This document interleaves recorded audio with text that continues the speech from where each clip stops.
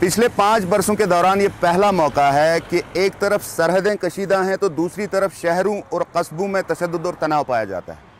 Indian army ने एक बयान में कहा है कि पिछली 3 रातों से लगातार पाकिस्तानी अफवाज ने लाइन ऑफ कंट्रोल के मुख्तलिफ मकामात पर फायरिंग करके सीज़ फायर मुआहदे की खिलाफवर्जी की है।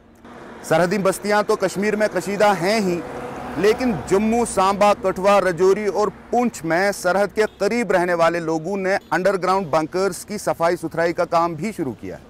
उन्हें लगता है कि हालात इतने कशीदा हैं कि किसी भी वक्त उन्हें इन बंकर्स की ज़रूरत पड़ सकती है।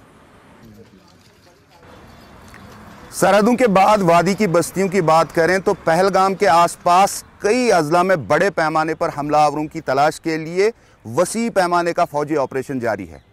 पुलिस ने खुद एतराफ़ किया है कि सैकड़ों नौजवानों को मुख्तर वक्फे के लिए पूछताछ के लिए डिटेन भी किया गया।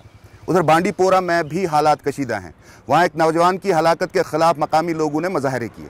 पुलिस का दावा है कि वो नौजवान, जिसका नाम अल्ताफ़ लाली है, वो अस्करियत पसंदों का एसोसिएट था और एक एनकाउंटर में मारा गया, लेकिन लवाहिकीन कहते हैं कि ये झड़प फर्जी थी और उसे हिरासत के दौरान कत्ल किया गया।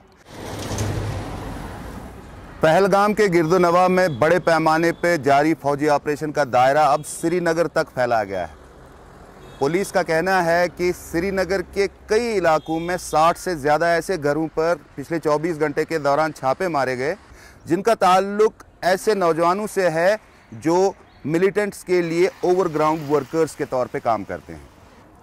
श्रीनगर की फ़ज़ा तो पहले ही उस अलमनाक हादसे की वजह से मगमूम थी, लेकिन इन खाली कश्तियों को देखकर ऐसा लगता है कि अब इस फ़ज़ा में तनाव भी दर आया है।